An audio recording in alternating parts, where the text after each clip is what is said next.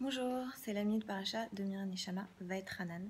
Vaetranan, c'est la paracha dans laquelle Moshe rappelle au Bnei Israël les lois, les décrets, on a les 10 paroles, les Asarat Varim, on a le schéma, on a toutes ces choses vraiment importantes qui ont été dites, que devront garder les Bnei Israël une fois qu'ils entreront dans la terre promise. Et il nous rappelle donc ce qu'on appelle les Chukim et les Mishpatim, donc les décrets et les lois de justice.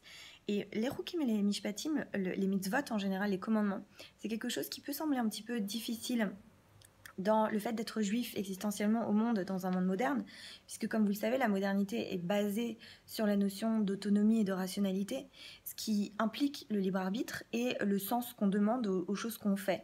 Et ça va pas très bien avec les obligations. Or, quand on est juif, on est obligé. On est obligé, on est tenu par un système qui nous englobe, qui nous préexiste, qui dans une certaine mesure n'a pas d'autre sens que parce que, hein, comme dans la pub d'Orangina, notamment les Roukim. Pourquoi est-ce qu'on devrait suivre les Roukim? Parce que c'est Dieu qui l'a demandé. Et dans une certaine mesure, cette culture-là, cette culture de l'obligation, elle peut sembler antithétique avec une culture moderne et postmoderne. Notamment parce qu'on remet en cause en fait les obligations, les commandements. La notion d'obligation, en fait, elle est tout le temps remise en cause. Et ce que je trouve très intéressant, c'est que dans cette paracha, en fait, au chapitre 4, au pasouk, au verset 6, Vav, bah, on a une explication pour les commandements. Pourquoi? On a un pourquoi des commandements, et que je trouve très, très intéressant. Donc, il nous dit, Veshamartem vasitem, et vous les garderez et vous les ferez. Ça, on sait, on connaît. Qui, parce que, là on a un parce que, ce que je trouve vraiment intéressant parce que c'est assez rare. Et il dit voilà, parce que c'est quoi ces commandements-là?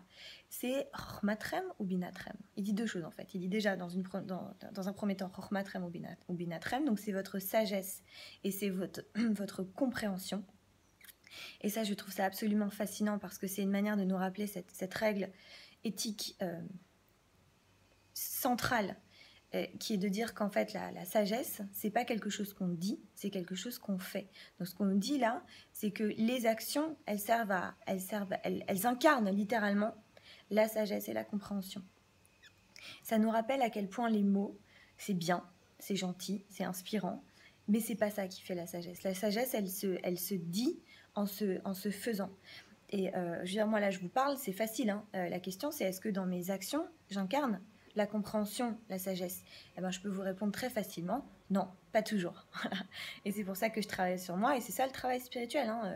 Quand on parle de spiritualité, c'est pas regarder le ciel et se sentir high. Non, la spiritualité, c'est un travail sur soi, tout simplement.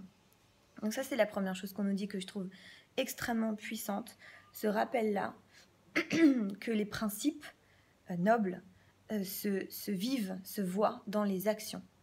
Et la deuxième chose, c'est la deuxième partie de la phrase, Bene ha'amim, aux yeux des peuples. Pourquoi aux yeux des peuples?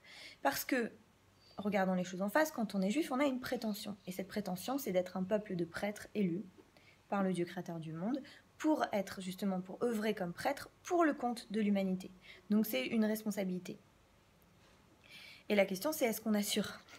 Est-ce qu'on assure cette responsabilité? Est-ce qu'on a la capacité est-ce qu'on a les moyens en fait d'assurer cette prétention?